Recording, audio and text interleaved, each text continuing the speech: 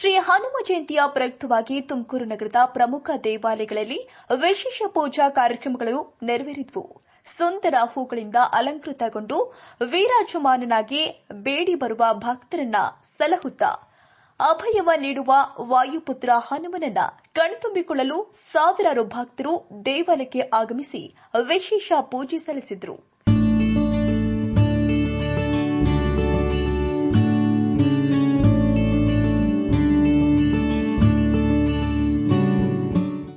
ನಗರದ ಪ್ರಸಿದ್ಧ ಕೋಟೆ ಶ್ರೀ ಆಂಜನೇಯನ ಸ್ವಾಮಿ ಸನ್ನಿಧಿ ಹಾಗೂ ಆರ್ಟಿಒ ಕಚೇರಿ ಪಕ್ಕದಲ್ಲಿ ಇರುವ ವೀರಾಂಜನೇಯ ಸ್ವಾಮಿ ಸನ್ನಿಧಿಯಲ್ಲಿ ವಿಶೇಷ ಪೂಜಾ ಕಾರ್ಯಕ್ರಮಗಳು ನೆರವೇರಿದವು.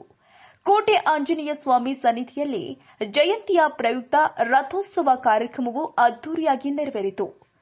ತನ್ನ ಅಪಾರ ಶಕ್ತಿಯಿಂದಲೇ ಇಲ್ಲಿಗೆ ಬರುವ ಭಕ್ತರ ಇಷ್ಟಾರ್ಥಗಳನ್ನು ಪೂರೈಸುತ್ತಿರುವ ಸ್ವಾಮಿಯದು ದಿವ್ಯ ಸ್ವರೂಪ. ಭಗವಂತನ ಕೃಪೆಯಿಂದ ನಾಡಿಗೆ ಲೋಕ ಕಲ್ಯಾಣವಾಗಲಿ.